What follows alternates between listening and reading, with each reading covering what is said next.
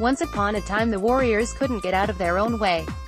They were a laughingstock, and the poster boy of their all-tear-your-hair-out team was Chris Washburn. A 6'11" sculpted amalgamation of jaw-dropping physical gifts, Washburn had it all. Except discipline, and desire, and maturity. His 41-game stay at North Carolina State was marred by his appropriation of a stereo that wasn't his.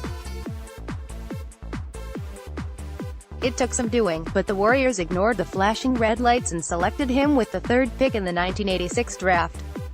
Then they handed him a 4-year, $3 million contract, all the money in the world 33 years ago. "We had to take him," then Warriors coach George Karl told Sports Illustrated. "But sometimes I wonder if we drafted the kind of player who'll always break your heart, ya think?" What followed was a blizzard of missed buses, botched assignments, apparent disinterest, and what Karl called brain locking. "He did great for 3 weeks in camp," Karl told SI. "Then it was like somebody got in his head and told him he didn't have to work anymore." Midway through his rookie season, Washburn checked himself into a drug treatment center citing an undisclosed substance abuse problem. He averaged 3.8 points and 11 minutes in 35 games. Don Nelson was the new Warriors general manager in Washburn's second season. Washburn played just 8 games before Nelly traded him to Atlanta. Washburn played out the season with the Hawks and never saw an NBA floor again. He relapsed and was sent to a rehab center.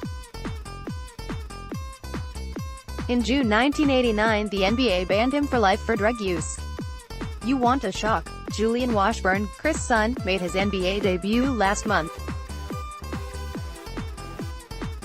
A member of the Memphis Grizzlies, he's on a 2-way G-League contract. Julian appears to be everything his dad wasn't, or vice versa. The NBA handed Chris a virtual blank check. Few saw NBA potential in Julian during his college playing days at UTEP and TCU, and when he was bouncing from one organized league to another. But on January 15, he was added to the Memphis roster. Good stuff from new Grizzlies 2-way player Julian Washburn.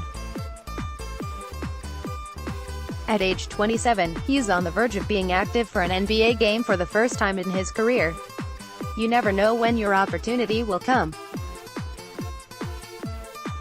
So don't give up. Picked out twitter.com/01WF2E2ZX. David Cobb, at David Cobb, January 15, 2019. 5 days later he made his NBA debut, playing the final 129 of the Grizzlies' MLK Day game.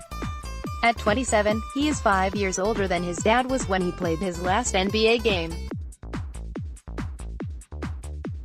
"It didn't feel real, to be honest," Julian told the Memphis Commercial Appeal. He has played 6 games, with 10 points and 4 steals. The son, a 6'8" small forward, has scrapped, clawed and persevered, the same qualities that were beyond his dad 3 decades ago, to get where he is now. He said he and his dad haven't traded any tips on the NBA. "It's something I'm really learning on my own," he said. "I'm old enough now that I kind of know about basketball." 2 years ago, when he was playing at TCU, he talked to the Fort Worth Star-Telegram about his relationship with his father. "It's in and out, really," Julian said. "Great guy. Everything's great about his personality. Just consistency is lacking, sometimes. He was always very big on taking care of my classes. He kept me right in that respect.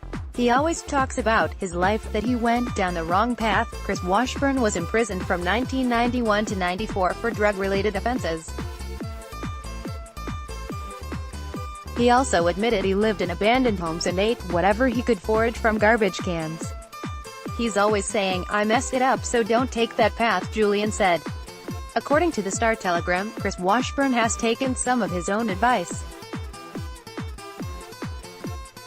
As of 2 years ago, he was clean, back in his hometown of Hickory, NC, and helping take care of his mother.